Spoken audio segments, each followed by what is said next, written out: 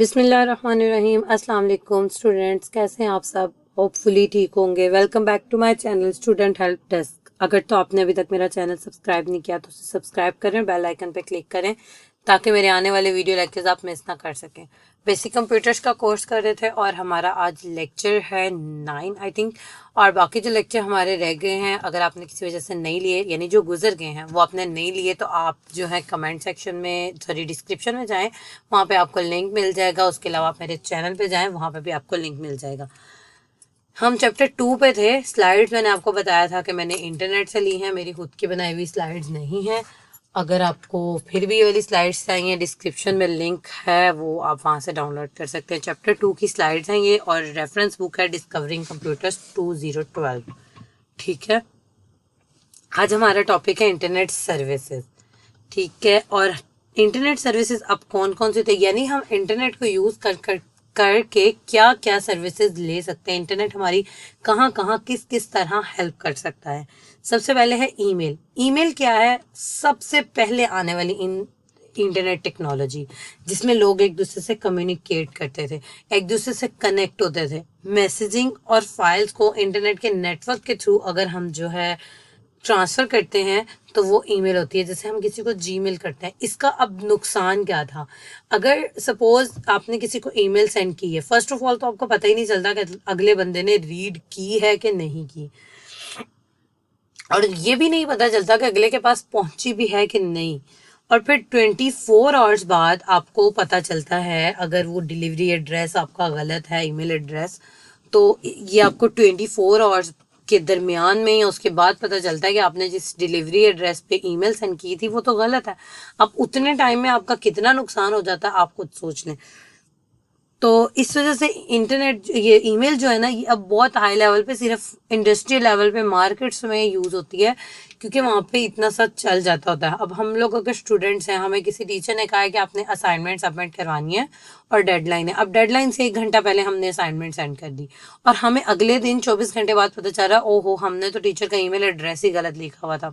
तो ऐसे में क्या होता है कि हमारी वो असाइनमेंट भी सबमिट नहीं होती और हमारा नुकसान भी हो जाता है। लेकिन काफी हद तक ये बेनिफिशियल भी है। बहुत सी ऐसी चीजें हैं जो आप किसी को व्हाट्सएप वगैरह पे, अब तो सब कुछ ही भेज देते हैं, लेकिन पहले एक टाइम था जब बहुत सी ऐसी चीजें थी जो आप व्हाट्सएप पे नहीं थे सेंड कर सकते, आपके डॉक्यूमेंट्स वगैरह जो कुछ स्पेसिफिक उनकी स्टोरेज होती थी। मुझे याद है एक वक्त था 25 MB से ज्यादा की फाइल व्हाट्सएप पे सेंड नहीं थी होती, तो उस टाइम के लिए ये ईमेल बेस्ट थी कि आप जो है ईमेल कर दो किसी को। और ईमेल प्रोग्राम क्या होता है? ऐसा प्रोग्राम, अब जैसे आप देखो मैसेजिंग करते हैं तो व्हाट्सएप हमें अलो करता है, इसी तरह ईमेल करने के लिए एक ईमेल प्रोग्राम होता है जो हमें अलो करता है कि हम जो है ईमेल कर सकें, किसी की एक नई ईमेल क्रिएट कर सकें, उसको सेंड कर सकें, रिसीव कर सकें, फॉरवर्ड कर सकें, स्टोर कर सकें, प्रिंट कर सकें, डिलीट कर सकें, यानी कि हर तरह से हमारे ईमेल मैसेजेस के ऊपर सारे फंक्शन जो है परफॉर्म करने के लिए हमें एक सॉफ्टवेयर या कोई वेब पेज या कोई एप्लीकेशन चाहिए होती है। बहुत कॉमन और बहुत पुरानी हमारी ईमेल टेक्नोलॉजी है याहू और आउटलुक। जीमेल को आए हुए भी कुछ ही साल हुए, आप कह लें 10-12 साल ही हुए हैं, ये शायद ज्यादा हो गए होंगे, लेकिन बहुत पहले स्टार्टअप जो लिया था माइक्रोसॉफ्ट वालों ने, आउटलुक के ईमेल अकाउंट से लिया था। अब तो आप किसी को पूछें तो वो आउटलुक यूज भी नहीं करता, लेकिन एक टाइम था जब सिर्फ आउटलुक ही यूज की जाती थी। आउटलुक पे ईमेल बनाने का तरीका, वहां पे क्रिएट का बटन होता है, क्रिएट करते हैं, ऊपर लिखा होता है टू, नीचे लिखा होता है फ्रॉम, फ्रॉम में आपका ईमेल एड्रेस होता है। अच्छा, इसके लिए आपको सबसे पहले एक अकाउंट क्रिएट करना पड़ता है, ईमेल अकाउंट। ठीक है, वो तो आप सब ने अगर कभी किया और नहीं किया तो आप कमेंट सेक्शन में बता सकते हैं, मैं आपको तरीका करने का भी, क्रिएट करने का भी तरीका बता दूंगी, अकाउंट क्रिएट करने का। ठीक है, जीमेल पे भी अगर देखें आपको गूगल अकाउंट बनाना पड़ता है जो आपको एक स्पेसिफिक एड्रेस असाइन कर देता है, @ मतलब कुछ जैसे आपका नेम है abc@gmail.com, तो वो ABCD आपका तारुफ है। अगले के पास जब जाएगा @gmail.com, @outlook.com, @yahoo.com और hotmail.com, ये हमारी एक्सटेंशंस होती हैं और ये कॉमन होती हैं। पता चल जाता है कि किस एप्लीकेशन को या किस ईमेल प्रोग्राम को यूज करते हुए जो है ईमेल सेंड की गई है। तो उससे पहले वाला ABC या ABCD जो है वो आपका तारुफ, आपका नाम होता है। उसमें आप कुछ भी लिख सकते हैं। लोगों ने तो अजीबो गरीब ईमेल आईडी बनाई होती है, फलानी प्रिंसेस, फलाना प्रिंस और ये वो। आप चाहें तो आप अपने नाम से भी बना सकते हैं, जैसे मोहम्मद अहमद आपका नाम है तो आप मोहम्मद अहमद के नाम से बना दें। तो बेहतरीन तरीका यही है, ठीक है। तो टू होता है फ्रॉम में आपका बताया एड्रेस, और टू में आपने किसी दूसरे इंसान का जिसको आपने सेंड करना है xyz@outlook.com, ठीक है। उसके बाद नीचे सब्जेक्ट होता है कि आप किस काम से रिलेटेड ईमेल सेंड कर रहे हैं। जस्ट सपोज मैं अपना रेजिग्नेशन लेटर सेंड कर रही हूँ अपनी कंपनी को, तो मैंने उधर लिख दिया रेजिग्नेशन लेटर, और नीचे मैंने वो रेजिग्नेशन अपना पूरा का पूरा टाइप कर दिया, और नीचे सेंड का बटन होता है जहां से आप सेंड कर देते हैं ईमेल।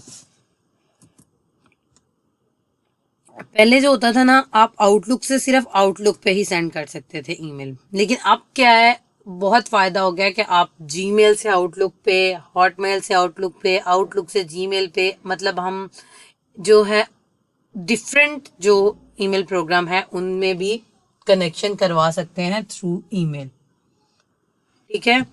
आगे जी, how an email may travel from a sender to a receiver. Email कैसे ट्रेवल करती है?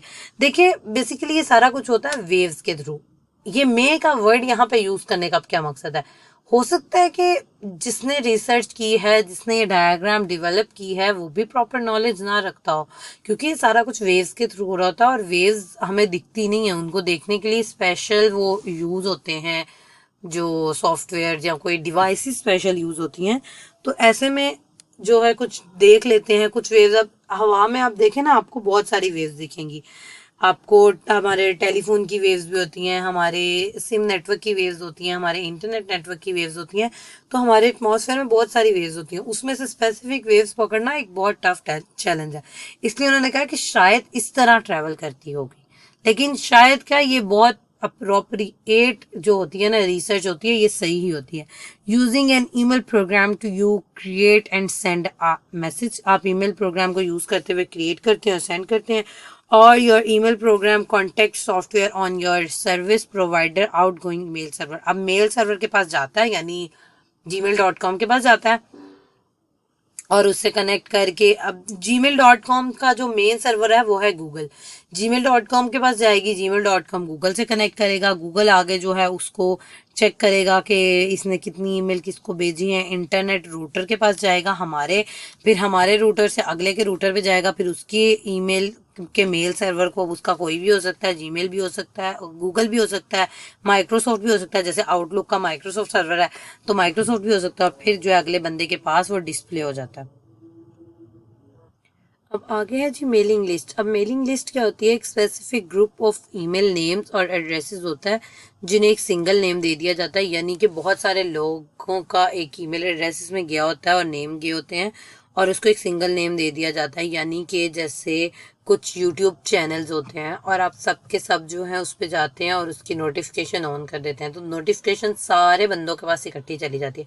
यानी जैसे ही आप नोटिफिकेशन ऑन करते हैं तो जो ऑनर होता है चैनल का, उसके पास सब्सक्रिप्शन चली जाती है आपकी, और उसका आपका नेम, ईमेल वगैरह सब कुछ उसके पास चला जाता है। और जैसे ही वो नई वीडियो अपलोड करता है, वो सारे लोग, जितने लोग होते हैं ना सब्सक्राइबर्स, उसके पास उनके पास नोटिफिकेशन चल जाता है जिन्होंने ऑन की होती है। सब्सक्राइबिंग और अनसब्सक्राइबिंग। अब सब्सक्राइबिंग क्या होता है कि आप अपना नेम, अपनी डिटेल सेंड करते हैं। अब यूट्यूब चैनल पे आपको डायरेक्टली नहीं पता चलता कि आप अपनी डिटेल शेयर कर रहे हो, लेकिन कुछ वेबसाइट्स होती हैं जहाँ वो स्पेशली नीचे मांगते हैं आपसे कि अपना ईमेल एंटर करें, और ताकि हम आपको ना अपनी न्यूज़ शेयर करें। और अनसब्सक्राइबिंग अपना नाम वहाँ से रिमूव करवाने को कहते हैं, ठीक है। अब नीचे एक एग्जांपल दी हुई है वेदर फोरकास्टिंग, यानी डेली वेदर जो है आपको मैसेज कर दिया जाएगा थ्रू ईमेल। तो वो वहाँ पे नीचे उन्होंने दिखाया हुआ click button to join mailing list, तो आप क्लिक करेंगे, आप मेलिंग लिस्ट में चले जाएंगे, वहाँ आप अपना नेम और अपनी फर्दर डिटेल्स एंटर करके मेलिंग लिस्ट में ज्वाइन कर लेंगे। अगली चीज है जी इंस्टेंट मैसेजिंग। इंस्टेंट मैसेजिंग क्या होती है? रियल टाइम मैसेजिंग, जैसे हम व्हाट्सएप पे करते हैं। यानी अब ईमेल में और इंस्टेंट मैसेजिंग में क्या फ़र्क है? ईमेल में हमें डिटेल्स नहीं मिलती, डिलीवर्ड, सीन, टाइपिंग, ठीक है, और उसमें व्हाट्सएप में हमें ये सारी डिटेल्स पता चल जाती हैं। लेकिन इसके कुछ सॉफ्टवेयर भी होते हैं, आईएम सर्वर्स कहते हैं इन्हें, और ये नीचे उन्होंने पूरा उसका डिटेल प्रोसीजर भेजा है कि वो सर्वर के साथ कनेक्ट करता है। मैंने आपको सिर्फ यहाँ पे एग्जांपल दी है, ठीक है, कि व्हाट्सएप की, लेकिन व्हाट्सएप बेसिकली इसके लिए यूज नहीं, यानी उसको कह सकते हैं इसके अंदर, लेकिन इसके लिए अलग से भी सॉफ्टवेयर यूज होते हैं जो ऑर्गेनाइजेशंस करती हैं। तो क्या होता है कि ऑनलाइन शो हो रहा होता है और वो पूरा ऑनलाइन एक ग्रुप चल रहा होता है, चैटिंग चल रही होती है और उसमें वो सर्वर के साथ कनेक्ट करते हुए दूसरे बंदे तक पहुंच रही होती हैं। Chat real time typed conversation that take place on a computer, ऐसी कन्वर्सेशन जो सिर्फ टाइप करके की जाए, मैसेज फॉर्म में की जाए, लिख कर की जाए, उसको चैट कहते हैं। जैसे हम व्हाट्सएप पे करते हैं, ईमेल पे करते हैं। अब देखिए उसने आर यू देयर का मैसेज किया है। ये बेसिकली एग्जांपल किस चीज़ की है, चैट रूम की, वो मैं आपको समझाती हूँ क्या होता है। लेकिन ये मैसेज उसने क्या किया, आर यू देयर, तो ये टाइप करके किया भाई, ये चैट है। अगली चीज़ है चैट रूम। अब पता क्या होता है, आपने कभी फेसबुक पे या जो है व्हाट्सएप पे कॉन्फ्रेंस कॉल्स देखी होंगी, या फ़ोन पे भी मैं भी देखी हूँ, तो या जूम पे आपने ऑनलाइन क्लासेस ली होंगी, उसको कहते हैं बेसिकली चैट रूम। यानी सब लोग उसमें, ग्रुप होता है, ग्रुप ऑफ पीपल जो किसी लिंक के थ्रू आपस में इंटरकनेक्टेड होते हैं, और जो है जिसके पास वो लिंक होगा वो उस ग्रुप का हिस्सा होगा। लेकिन यहाँ पे फर्क क्या होता है कि यहाँ पे मैसेज सिर्फ टाइप करके जा सकते, जैसे आपके व्हाट्सएप ग्रुप्स हैं, ये चैट रूम्स होते हैं आपके, ठीक है। आपने जिन जिन लोगों को ऐड किया है सिर्फ वो ऐड होते हैं और वहाँ पे वो टाइप करके मैसेज कर रहे होते हैं। वॉइस मैसेज आपके चैट रूम में नहीं आते, सिर्फ टाइप मैसेज आपका चैट रूम में आता है। वॉइस ओवर आईपी यानी इंटरनेट के थ्रू बोलना, कॉल मिलाना, वॉइस मैसेज करना, ये वॉइस ओवर आईपी में आता है। वॉइस कॉल, वीडियो कॉल, ऐसी इंटरनेट सर्विस जिसमें आपकी आवाज़ दूसरों तक पहुंचे, जैसे यूट्यूब पे हमारी आवाज़ दूसरों तक जा रही होती है, तो ये भी वॉइस ओवर आईपी है। यानी इंटरनेट के थ्रू हमारी आवाज़ को जो है किसी दूसरे तक भेजना वॉइस ओवर आईपी होता है, और इसको इंटरनेट टेलीफोनी भी कहते हैं। न्यूज ग्रुप, अब न्यूज ग्रुप उसी तरह जैसे मैंने आपको बताया कि चैट रूम होता है, लेकिन ये क्या होता है कि ये न्यूज रूम होता है। यहाँ पे एक स्पेसिफिक टॉपिक से रिलेटेड जो है आप न्यूज डिस्कस कर सकते हैं। यानी किसी एक टॉपिक पे बात करने के लिए अलग अलग रूम बनाया होता है, लेकिन बेसिकली ये न्यूज से रिलेटेड होता है। करंट अफेयर्स का एक बना होगा, एंटरटेनमेंट की न्यूज का एक ग्रुप बना होगा, स्पोर्ट्स न्यूज का एक ग्रुप बना होगा। इस तरह ये होते हैं जो न्यूज रीडर्स के लिए उन्होंने कहा है कि ये बहुत अच्छी चीज होती है।